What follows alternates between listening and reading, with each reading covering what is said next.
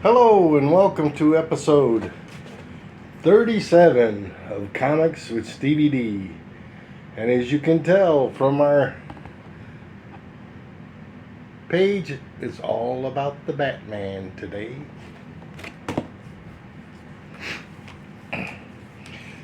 Well, in my research, I went to the library and I found 4 little handbooks. And I have early appearances or early covers of Batman. So I'm just going to show you a few. There's one. And there's the first issue of Batman.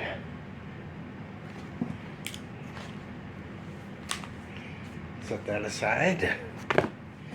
And I have some more. Here's another one of them. Got these at the library today. And there's that detective cover again.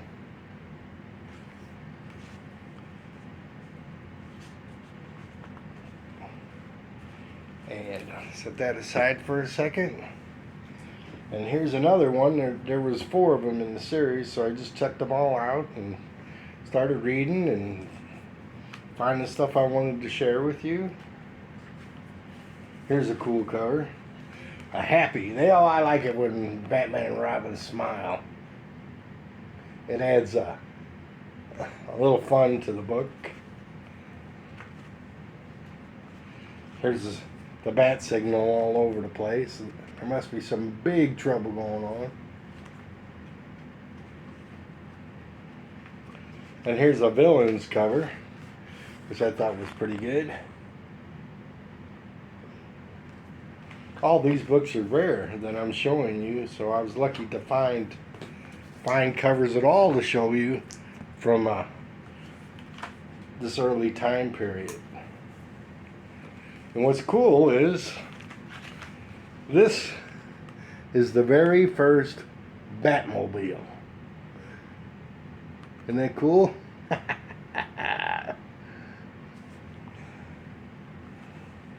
And this is my favorite Batmobile. I think this is from the Tim Burton movie. I think that's the sleekest, most aerodynamic of the Batmobiles.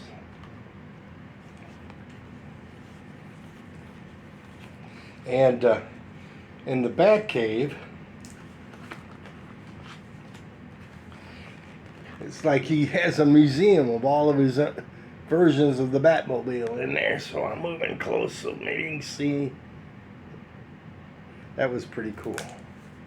Alright, let me put up a cover. And I'll move this back just a little bit. And I'll tell you what I found out about Batman. Who is one of DC's comics' greatest characters. Some would say Superman, others Wonder Woman, or the Flash, and even the Green Arrow. I myself would choose Batman. I was greatly influenced by the 1960s Batman TV series, the Saturday morning cartoons, and major motion pictures.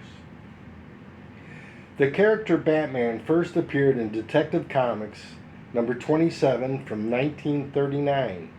That's almost 85 years ago. Batman was created by the writer Bill Finger and the artist Bob Kane. In 2023, a copy of the first appearance sold at auction for a staggering $2.2 million. The main reason early comic books from that time period are so scarce is because there was a paper drive through the early to mid-40s to support the war effort for the Second World War. No one at that time had any idea that early Superman and Batman titles would be worth a fortune someday. Batman has been in over at least 2,000 comic books. From Detective Comics to Batman, also Batman and Robin, the Justice League of America, and guest appearances in other DC titles. What you've been looking at this first book here is a Neil Adams cover, Batman Odyssey, #1 from 2010. Let's put up another book. Here is a holographic cover of the New 52 Batman Superman from 2014, an Aaron Kadar and a Will Quintana cover. And if you look at the holographic cover, if I can get it, there it goes. Superman and Batman are feuding, and Superman's throwing a car at Batman. Not very fun, but they'll make up. All these superheroes, you guys usually do. Who is Batman? Bruce Wayne, orphaned by a mugger named Joe Chill, who killed Martha and Dr. Thomas Wayne, his parents. This is the inspiration for him to fight crime in Gotham City. His parents were wealthy industrialists that left Bruce their fortune. And then you ask, what makes a normal man into a superhero, a normal human being? First of all, he has 192 IQ. He's highly motivated. He's an expert in 127 forms of martial arts. He has an assortment of gadgets which he carries in his utility belt. Everything from the batarang to his cape, which he uses as a hang glider, just to name a few. He is one of the wealthiest men in the world, from riches generated by Wayne Industries, which he uses to finance his crime fighting. He's also a philanthropist and does all kinds of things good for the community. He has that double secret life. By day, he's a billionaire, a philanthropist, and by night, he's a superhero crime fighter. He has been helped from various incarnations of Robin, and also his trusted butler Alfred. In the 1980s, Harold Allnut, a mute hunchback, helped him to design, build, and maintain Batman's equipment. Later, in more recent times, a Wayne executive who was loyal to Bruce's father named Lucius Fox would help Batman with his high-tech gadgets. Batman also has a secret skill that I never knew about until I researched for this episode. He's an expert at the written word. He's a great writer. Like most heroes, he has some nicknames. For instance, the Gothic Guardian, the Bat, the Dark Knight, the Cape Crusader, the world's greatest detective.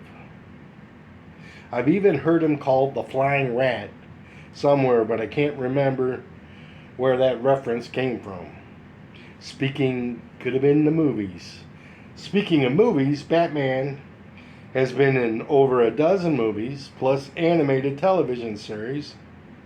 A new movie is coming out in 2025, Batman 2. Let's throw up another book. Oh my goodness! You're saying to me, that's not Batman, that's Superman. Well, this is Trinity #1, and it's Superman, Wonder Woman, and Batman teaming up. It's a Kurt Busiek writer and Bagel, but Kurt Busiek is one of my favorite writers. And there's a page in here. Why it's not bagged and boarded right now. Boarded. It's like Mount Rushmore. Let me bring it in. It's Superman, Batman, and Wonder Woman. So instead of Mount Rushmore, it's Mount Supermore. Okay. Save the corn for dinner, right? Okay. Throw up another book. Here's a good one.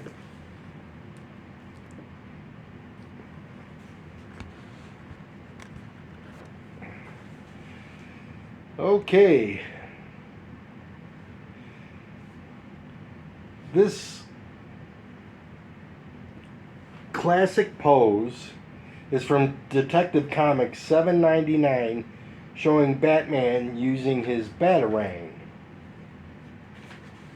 So let's take a look at this cover like this, and it really shows how neat it is. There's the bad guys, and there's Batman, and he's throwing his Batarang, going up a wall, I guess, to escape the villains. But in one television episode, it was real cool. Batman and Robin were going up the wall, and the Green Hornet and Kato were coming down. I can't remember who the Green Hornet was, but Kato was Bruce Lee. And they told Bruce Lee, I watched this from a Bruce Lee story I watched on YouTube. They told Bruce Lee to slow down his kung fu action because it was so fast, the cameras, everything was blurry and they weren't picking it up. So the Bruce Lee, the greatest kung fu actor there ever was told to slow down for TV.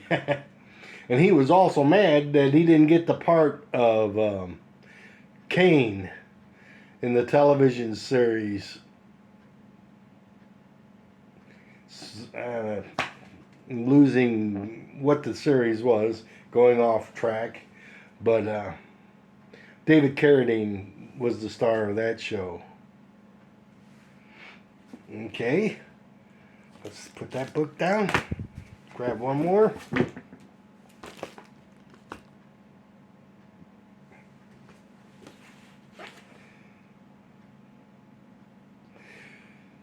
Here we see Batman in this holographic cover showing Batman with a back brace.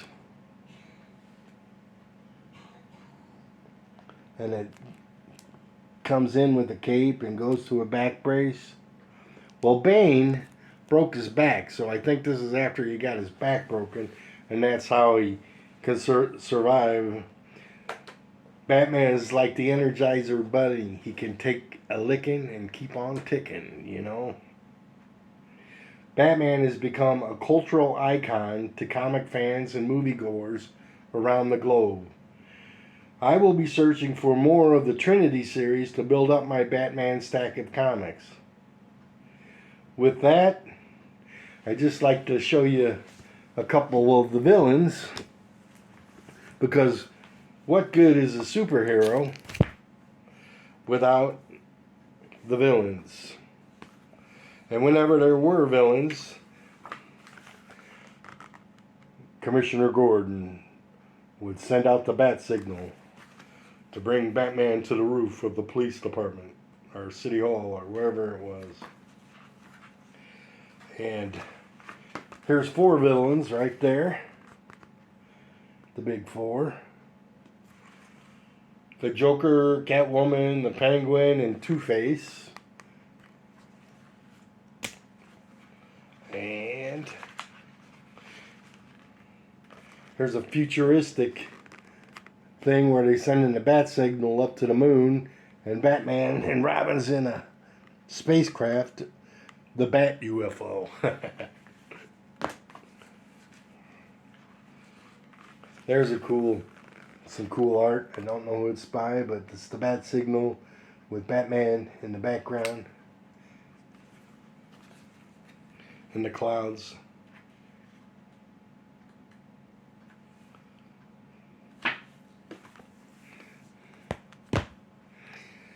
And so with that, I want to tell you that I'm going to collect a few more DC. I'm going to start a Shart box just for DC. Of all my comics, I couldn't fill a third of a Shart box with just Batman and Superman titles, a few Green Arrows in there. But to be a true comic book connoisseur, you got to collect both of them. And so I'm going to try to be more like that on my next comic book hunt, looking for those Trinities and seeing what else I can find. And before I go, I have a shout out to Comic Headquarters in South St. Louis County. I bought a ton of books there over the years, and if you believe it or not, I got that Trinity #1 in really good shape for 50 cents. You can't beat a 50-cent first issue. I'd buy 10 of them if they were in there. So, Comic Headquarters, a good little place to go. But I've been noticing, I've been getting bags and boards through Amazon because several of the comic book shops I've been to, they're having a hard time with suppliers getting backboards, especially. Not so much bags. So I wonder what that's all about. So if anybody knows, leave a comment and let me know what's going on. And please subscribe if you like my videos, and like them and share them with your friends. And with that, I bid you farewell.